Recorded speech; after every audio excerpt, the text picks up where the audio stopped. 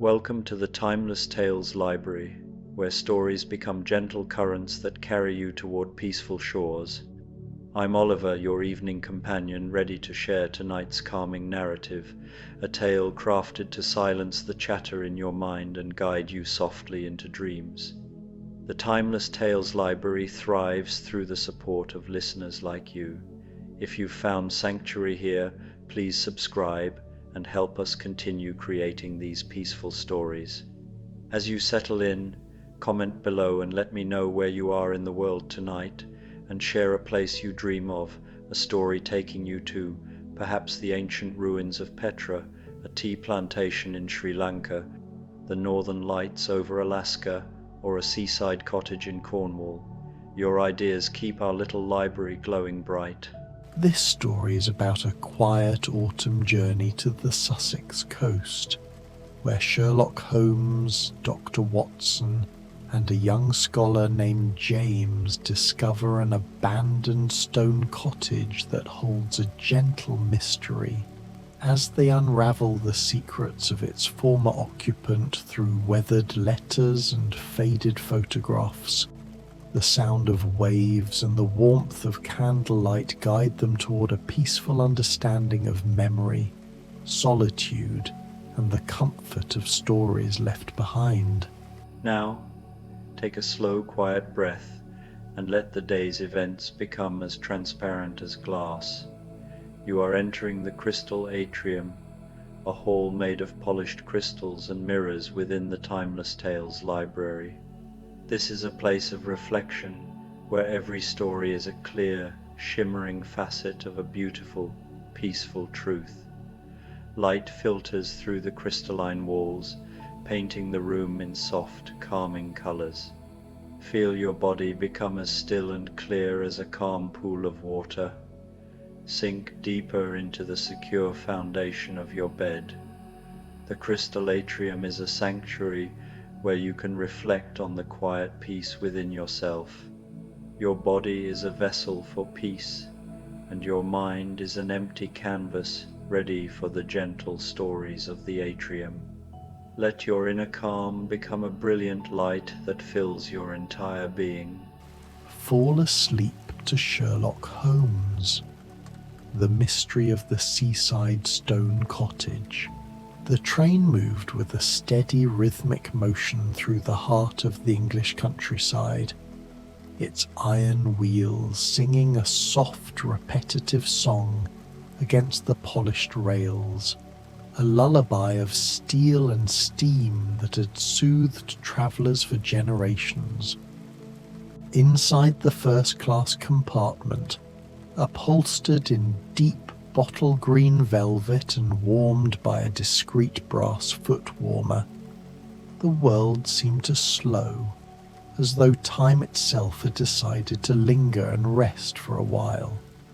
The afternoon light filtered through the half-drawn blind in broad bands of amber and gold, occasionally a sudden flare of molten gold when the sun escaped a drifting cloud, painting everything it touched.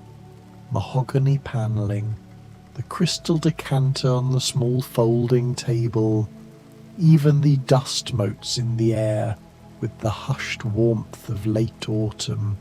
Sherlock Holmes sat by the window in his customary pose, his long pale fingers steepled beneath his sharp chin, his grey eyes half-lidded yet missing nothing, as the landscape drifted past with dreamy languor.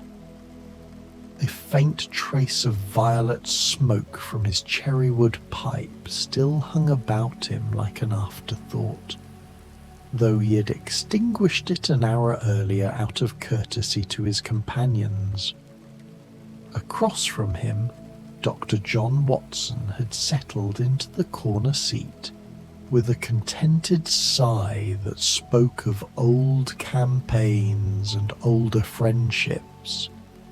His tweed travelling cloak lay folded on the rack above, and a worn leather journal, its spine cracked from constant use, rested on his lap.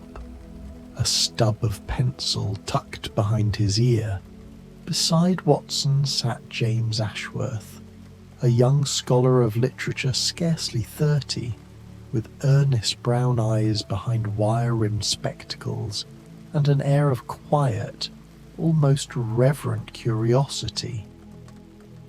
His hands, ink-stained at the fingertips, rested lightly on a small stack of letters tied with faded ribbon, correspondence from the great-aunt he had never met, yet whose solitary life had somehow reached across the years to draw him, and now Holmes, into its orbit.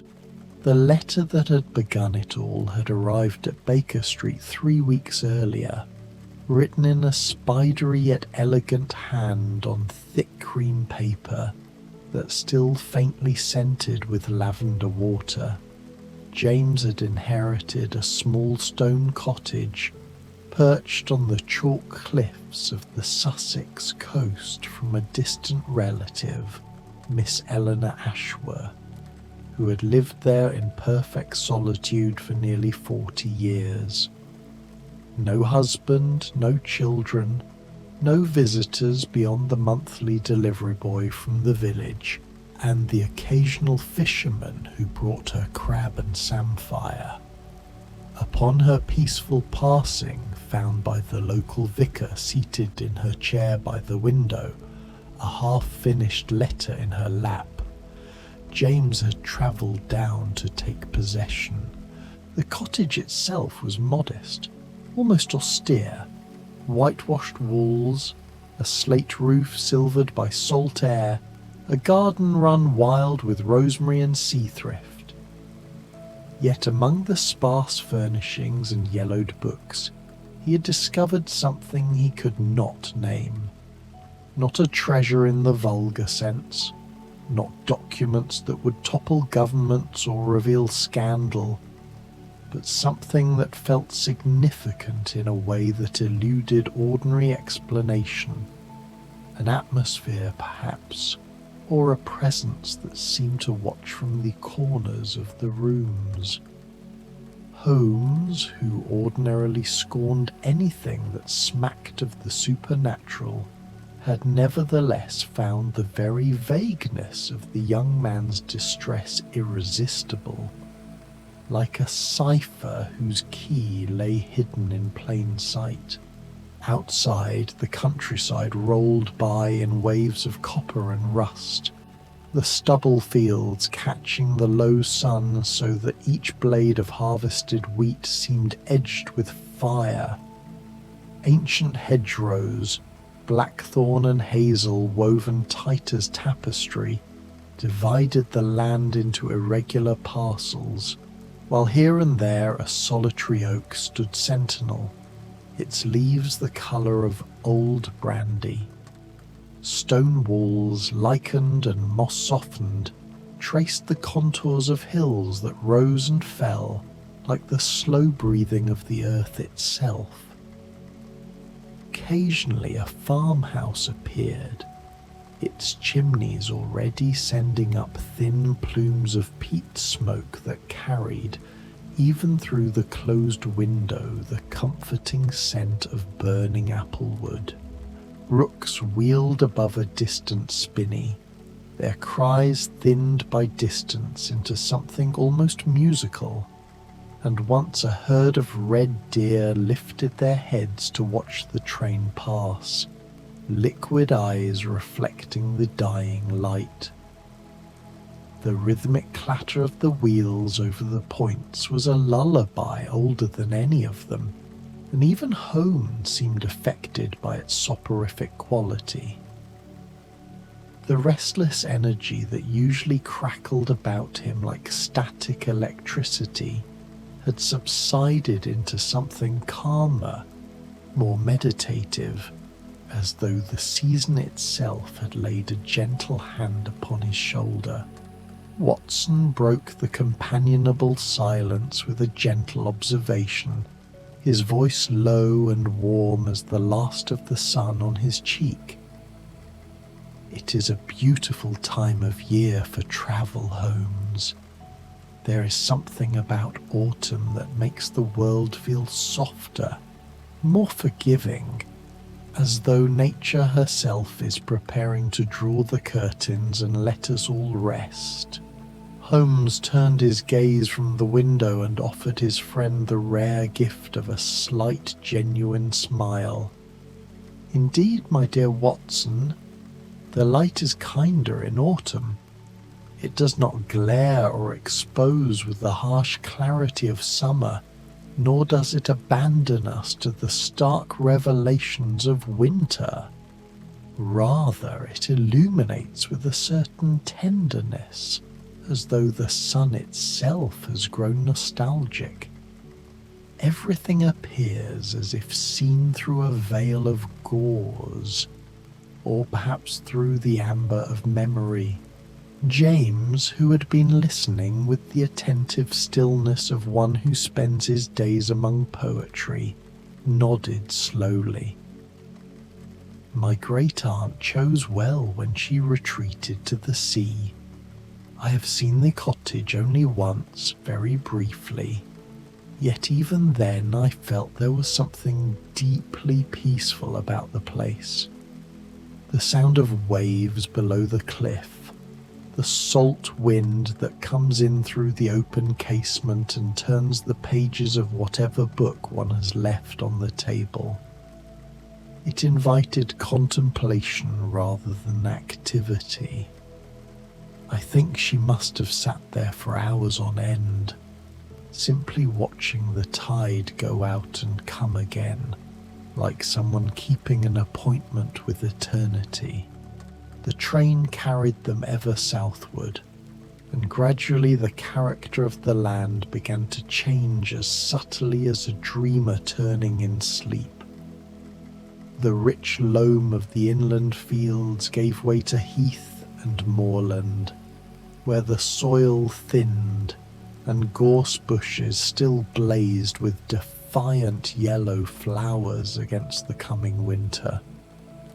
The air drifting through the slightly open window, Holmes had cracked it despite the chill, claiming he preferred the honesty of coal to the stuffiness of railway heating, carried a new sharpness.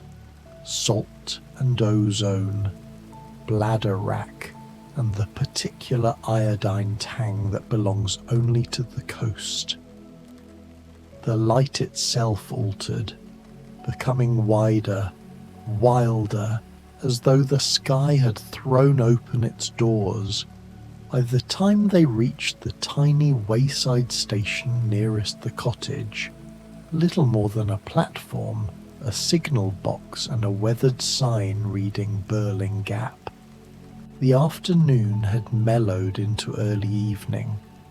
The sun hung low on the horizon, a soft orb of amber bleeding into rose, and the sky was brushed with delicate strokes of lavender and mother of pearl. They stepped down onto the deserted platform where a single porter in a faded blue uniform waited with an ancient handcart, and the only sounds were the fading sigh of the train as it pulled away, the distant cry of herring gulls wheeling above the cliffs, and the whisper of wind through the tough dune grasses that bowed and straightened like supplicants before an invisible altar. The sea, though not yet visible, announced itself in every breath, cool, vast, and ancient. Holmes paused on the platform, drawing the salt air deep into his lungs, his eyes narrowing as they adjusted to the immensity of sky and water that waited just beyond the rise. Watson clapped James on the shoulder with affectionate encouragement, and the young scholar straightened, clutching his small valise as though it contained not clothes but courage. The cottage, and whatever secret it kept, was only a mile's walk along the cliff path, and already the first stars were pricking through the deepening violet above the waves. A carriage had been arranged, nothing grand, just a sturdy dog-cart with a patient bay mare between the shafts, and soon the three of them were bowling along a narrow lane so deeply sunk between its banks that the hedgerows rose on either side like living walls. Late blackberries still clung in glossy clusters to the brambles, and the hawthorn was heavy with scarlet haws that glowed like tiny lanterns whenever the westering sun struck through a gap.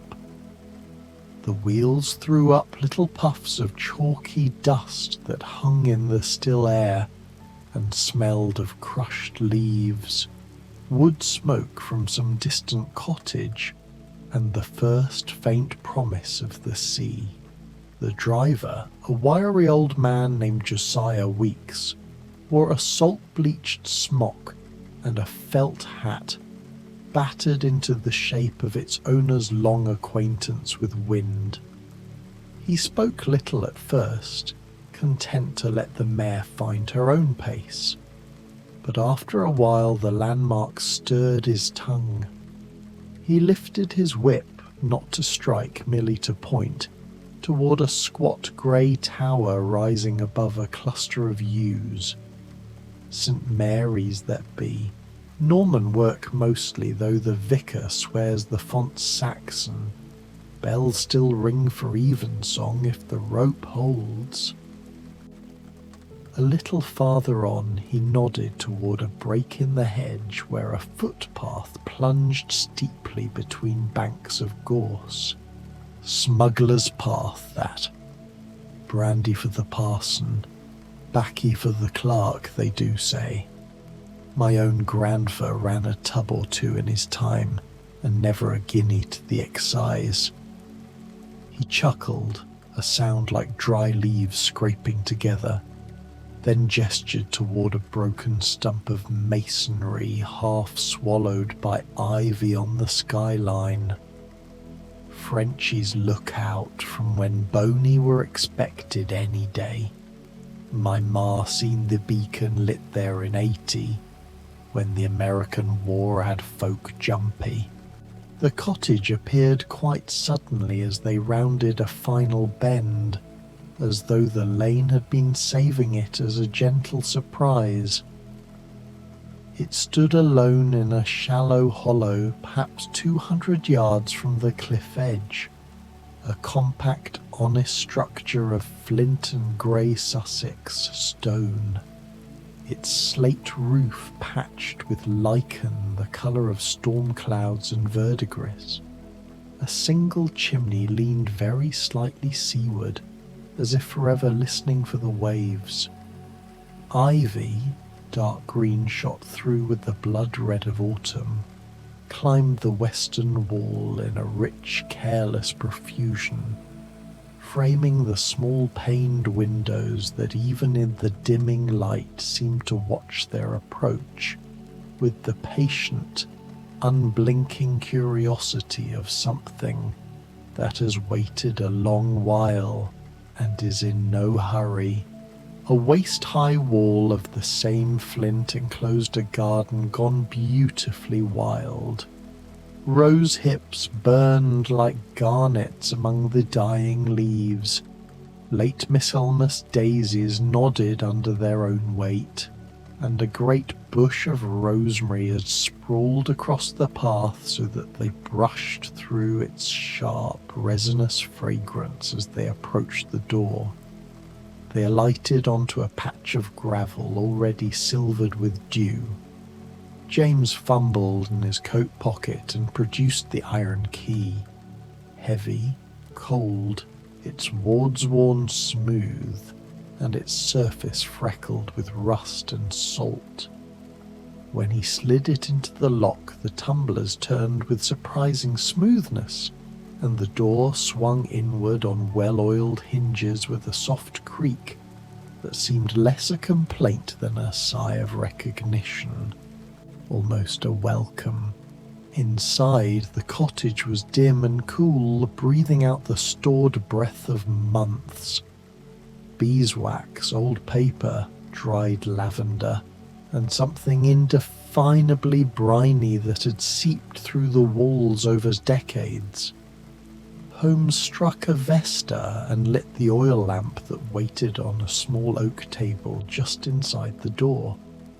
The flame caught, grew, and steadied, and the room revealed itself in pools of amber light and long, soft shadows. It was one large living space with a sleeping alcove curtained off at the far end by faded brocade the colour of claret left too long in the glass. The floor was wide oak boards darkened by time and beeswax, scattered with a few rugs woven from rags in shades of indigo and madder. A hearth of local stone dominated the seaward wall, its iron dogs and cranes still in place. Beside it, a basket held neatly split applewood logs that smelled sweet even before burning. Every surface bore a fine veil of dust that glittered like frost when the lamplight caught it. Yet nothing was neglected or haphazard. Books stood in calm rows. A plain deal table was set square to the window with 2 Windsor chairs drawn up as if for conversation. A single blue and white plate hung on the wall like a moon.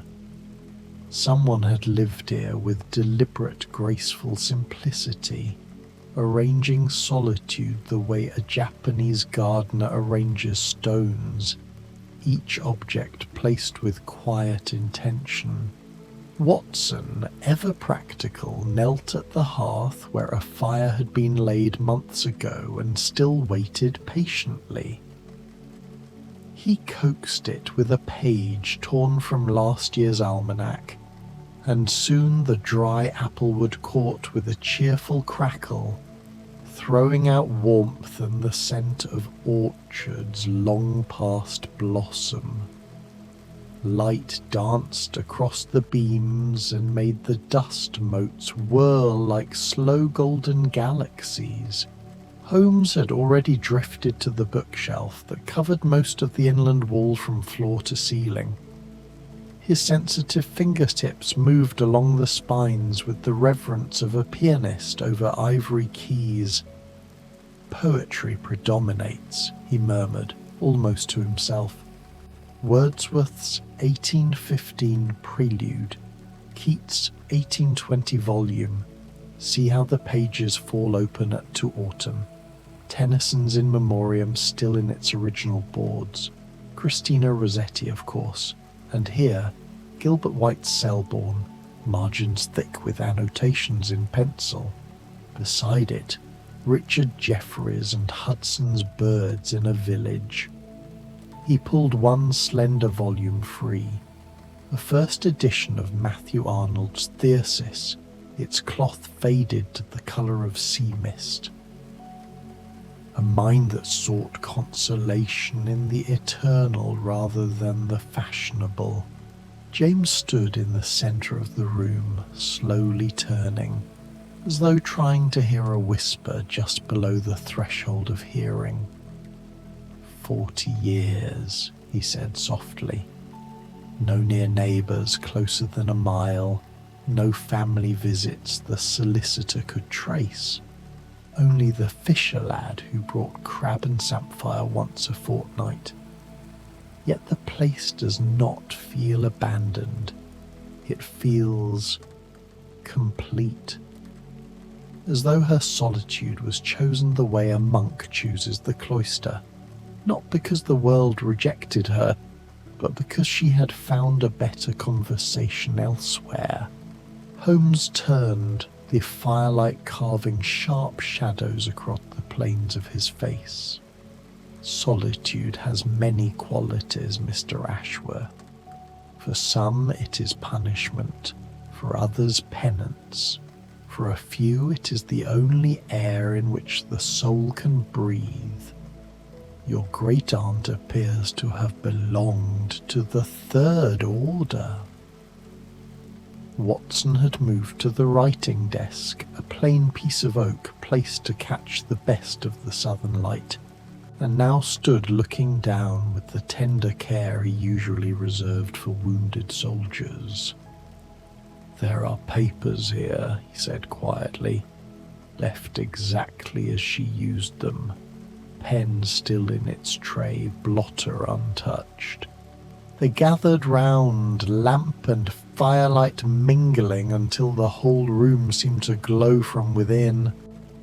On the desk lay a journal bound in soft brown leather, its corners rounded by much handling, several packets of letters tied with washed-out silk ribbon the colour of sea campion, and a portfolio of sketches, seabirds in flight, the delicate architecture of shells, meticulous studies of sea pinks and yellow-horned poppy, done in watercolour so fresh the pigments might have been laid yesterday. Holmes opened the journal at a page marked by a pressed strand of sea lavender and read aloud in a voice that made the words new again. 17th October 1891. The light today was extraordinary, as though the sun had melted into the water and everything was illuminated from within. I walked the beach at low tide and found 7 perfect sand dollars, each one a small miracle of radial symmetry. How is it that nature creates such fragile beauty for no purpose but its own delight? I have brought them home and arranged them on the sill where the low sun strikes through and turns them to translucent moons. They remind me that there is an inherent rightness in the world, even when human hearts falter. The words settled into the quiet like moths coming to rest. Outside, the wind lifted a little, rattling the casement as if the sea itself were listening. The fire answered with a sudden flare of gold. Watson brushed a finger gently across a page, careful not to smudge the ink. "There is no bitterness here," he said, wonder in his voice. "No rage at fate, only a kind of luminous acceptance." James, with hands that trembled slightly, untied one of the ribboned packets. The envelopes were addressed in a firm, masculine hand, the colour of sepia. "All from the same correspondent," he murmured. "Only the initial R. No surname, no address on many of them. Posted from London or Bath, or once from Florence." Holmes took the topmost letter, drew out the folded sheets with the care of a man handling a butterfly, and began to read. The flickering light caught the sudden softness in his hawk-sharp eyes. "Love letters," he said at last, almost reverently. "Or rather, letters of a love too civilized for scandal and too deep for forgetting. From a man who signs himself only R. They met, it seems, in the spring of 1853, both scarcely 20. An attachment formed swiftly, profoundly. But he was already bound, betrothed since childhood to a cousin, a matter of family obligation and estate. He would not break his word. They parted with breaking hearts, yet neither could bear total silence. So began a correspondence that lasted until her death. He handed the page to James, who read aloud in a voice thick with unshed tears. "My dearest Eleanor, spring is forward this year. The horse-chestnuts in the square are already in candle. I walked there this morning and thought of the afternoon we spent beneath just such trees in Hyde Park, when you wore the blue bonnet with the white ribbon and laughed at my clumsy attempts to quote Shelley. I carry that laugh inside me like a lantern. Tell me of your gulls, your sea pinks, your endless horizon. I have only the smoke of the city and the small enclosed garden where I grow Sweet William because you once said it was your favourite. Know that every blossom is for you, ever your R. Watson had found Eleanor's draft replies, copied in her neat sloping hand before being sent. He read one, his voice roughened by emotion. My dear R, you ask if I am lonely, and I answer gladly, I am not. Loneliness is the absence of true connection, and I am rich in connection, to the turn of the tide, to the migrating geese that pass overhead in perfect arrowhead, to the rosemary that flowers outside my door though winter knocks. And richest of all, I am connected to you, across counties, across years, across the silence we were forced to accept. These letters arrive like gulls returning each spring, proof that I am known, deeply known, by one heart in all the world. What more could any soul require? Yours in perpetuity, E. In the hush that followed, the fire settled into steady ruby-hearted coals. The lamp burned clear and golden, and far below the cliff the sea spoke its endless, patient sentence against the listening shore. The three men stood without moving, as though the quiet words still hung in the air like incense too delicate to disturb. The fire had settled into a low, steady heart of ruby coals. Every so often a small tongue of flame would lick upward, briefly gilding their faces and then retreating, leaving them half seen. Expressions of wonder and solemn recognition. Outside, the first true darkness of the night had gathered, and the window panes reflected the lamplight back into the room, so that the cottage seemed to float in its own small sphere of gold, while the great night pressed gently against the glass. Holmes was the first to stir. He crossed to the seaward window in 3 silent strides, and stood looking out, hands clasped behind his back. The moon had not yet risen, but starlight was enough to silver the breaking waves far below. They rolled in with their eternal patience, drawing long sighing breaths across the shingle, and then retreating, only to return again. The soft thunder of them was the background to every thought and feeling in that place, as familiar to Eleanor Ashworth as her own heartbeat had been. Your great aunt, Holmes said at last, his voice pitched low so that James and Watson had to step closer to hear it over the fire's murmur and the sea's deeper one, created a life of rare and austere integrity. She loved a man she could not possess in the ordinary way, and instead of letting that love curdle into resentment or self-pity, she transmuted it, the way an alchemist turns lead into gold. She chose beauty, solitude, and unwavering constancy, and by every indication, the clarity of her handwriting to the very end, the pressed flowers still vivid between the pages, the fire laid ready for a hand that would never return, she was content. More than content, she was fulfilled.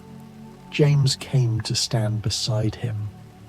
Watson followed, and for a long minute the three of them watched the night sea together, shoulder to shoulder like sailors on a quiet quarter deck. The garden had vanished into darkness. Only the occasional gleam of a dew-laden rose hip caught the lamplight spilling through the panes. Beyond lay the black heath rolling toward the invisible downs, and beyond that the vast breathing presence of the Channel. "I think I understand now," James said, almost whispering. "When I first stepped inside, I felt something waiting for me. Not a ghost, not a curse, but a gift I didn't yet have the eyes to see. She didn't hide these letters away in locked boxes or burn them in a fit of shame. She tied them with ribbon and left them on the desk where any careful reader would find them. She wanted someone, perhaps especially someone of her own blood, to know that love need not follow the world's prescribed patterns, to be real, sustaining, even sacred, that a life can be whole and radiant even when it looks, from the outside, like absence." Holmes inclined his head, the starlight catching for an instant on the sharp line of his cheekbone. Precisely. Eleanor Ashworth was, in her quiet way, an artist of the first order. She took the raw materials circumstance handed her, loss, separation, the world's disapproval, and shaped them into an existence of deliberate grace.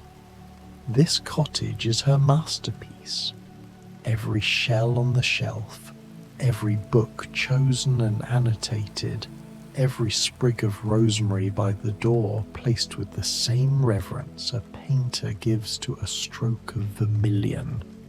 They spent the next hour moving softly about the room, not as investigators any longer, but as pilgrims. Watson discovered the deep shelf beneath the window seat. Row upon row of shells arranged by family and size. Wentel traps ascending like tiny spiral staircases, limpets in perfect graduation, razor shells aligned as though ready for parade, each labelled in faded ink. Buchanum Undatum, Burling Gap, 14th of March 1879, low spring tide. James opened a fat volume of Keats and found pressed sea lavender and thrift still holding their delicate mauve and pink. The colours softened, but not lost. In the wardrobe hung 3 simple wool dresses, one dove grey, one dark green, one indigo, all beautifully cut and meticulously mended. From a small cedar drawer within came the faint perfume of cedar shavings and dried rose petals. And there, wrapped in tissue, thin as onion skin, was the photograph. Watson lifted it to the lamp with the same reverence he once reserved for battlefield relics. A sepia carte de visite, circa 1854. A young woman in a crinoline, hair parted simply and drawn back, stood beside a tall young man in a garden bright with hollyhocks.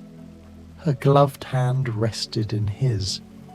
Their faces were grave, almost stern, as the fashion of the time demanded, but their eyes, hers soft and steady, his fierce with unspoken feeling, told an entire story in a single glance. "Eleanor and R," Watson murmured. "They look as though they have just made the hardest and bravest decision of their lives and are already at peace with it. See how she leans only a fraction toward him, and how his fingers tighten around hers. That is not resignation. That is resolve, and joy beneath the solemnity." James took the photograph last, studying it for a long while. When he spoke, his voice was steady but thick. "I shall have copies made," he said. "One for the cottage, where it belongs, and one, perhaps for wherever ours descendants may be, someone somewhere must still have a photograph of an elderly gentleman who kept a locked drawer of letters he could never bring himself to destroy.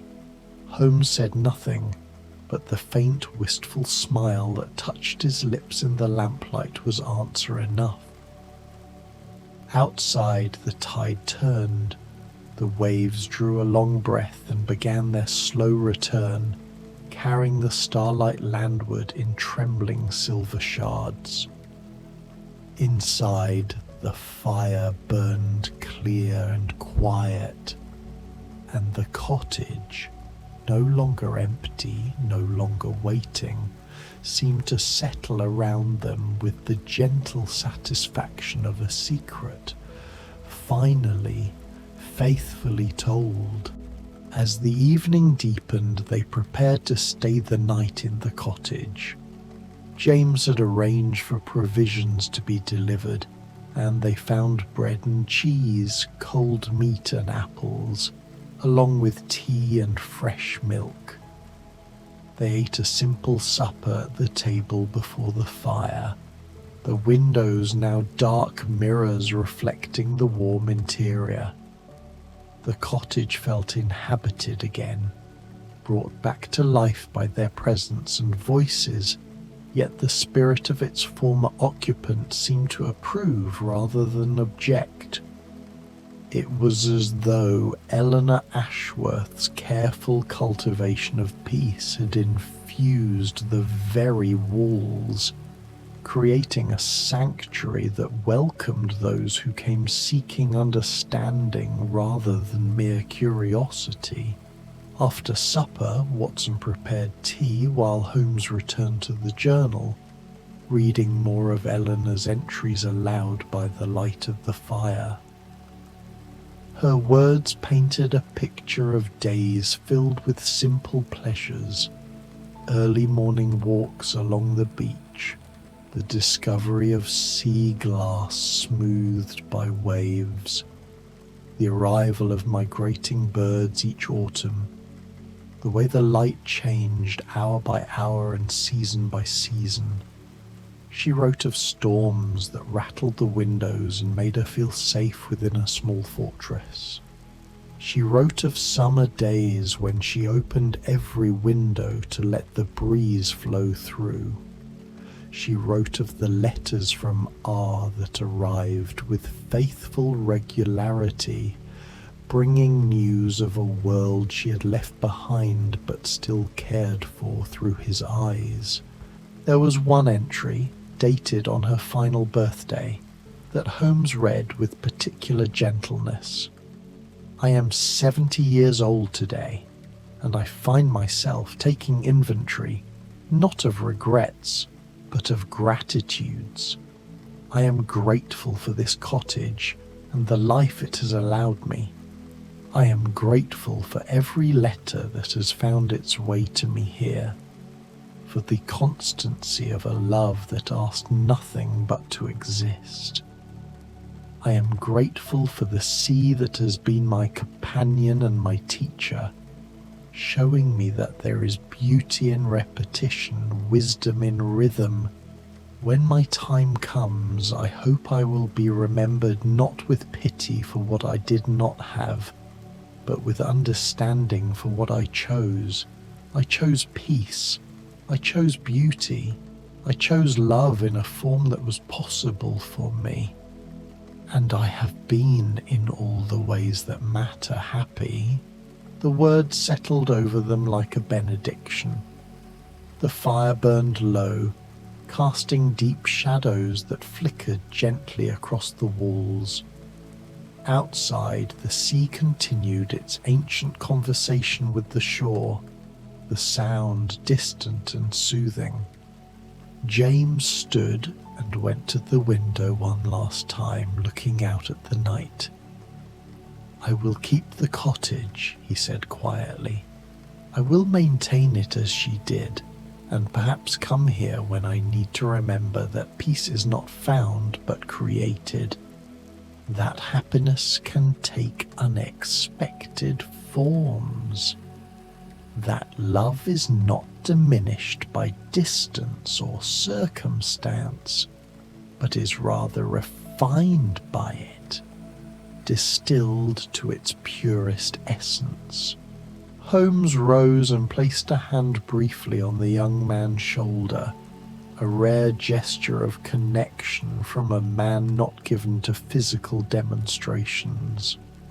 "A wise decision," he said simply. "Your great-aunt built something here worth preserving. Not just a dwelling, but a philosophy, a way of being in the world." They arranged their sleeping quarters with quiet efficiency. James would take the alcove where Eleanor had slept, while Holmes and Watson made comfortable arrangements with cushions and blankets near the fire. The lamp was turned low, and the three men settled into the peace of the cottage. Watson, lying comfortably with his head pillowed on his rolled coat, spoke softly into the dimness. "Do you know, Holmes, I believe this may be the gentlest case you have ever undertaken. No crime to solve, no villain to apprehend. Simply a mystery of the human heart, resolved not through deduction, but through empathy." Holmes, lying with his hands folded on his chest, his eyes closed, responded in a voice already touched with drowsiness. "All the best mysteries, Watson, are mysteries of the heart. The puzzle is always how to live, how to love, how to find meaning in the brief time we are given. Your great-aunt James solved that puzzle admirably. We are privileged to have been allowed to understand her solution." James, from behind the curtain of his alcove, murmured his agreement. The sea whispered beyond the walls, the fire settled into glowing embers, and in the cottage by the sea, where one woman had lived a life of chosen solitude and sustained love, three men drifted into sleep. The last sounds were the soft breathing of the sleepers, the gentle pop of embers in the grate, and the eternal lullaby of the waves. The cottage held them safe, as it had held Eleanor safe for 40 years. The mystery was no mystery at all, but rather a gift. The gift of understanding that there are as many ways to live well as there are stars in the sky, and that love, in whatever form it takes, is always enough. The night deepened, the tide turned, and in the small stone cottage on the Sussex coast, peace reigned complete and undisturbed. A legacy left by a woman who had understood what mattered most, preserved now in letters and journals and in the very atmosphere of the place she had made her sanctuary. The stars wheeled slowly overhead in their ancient dance. The waves continued their patient work upon the shore, and in the dreamless sleep of those who have found understanding, the three visitors rested in the home that Eleanor Ashworth had built from solitude and love, a home that would stand as a testament to the many forms of human happiness, waiting to welcome others who might need to remember that peace is always possible, that love endures in unexpected ways, and that the mystery of a well-lived life is sometimes no mystery at all, but simply a choice made with wisdom and maintained with grace. The cottage on the cliff settled into its ancient rhythms, holding its occupants gently through the night, and the sea sang them deeper into sleep, a lullaby older than memory, patient as stone, eternal as the turning of the earth.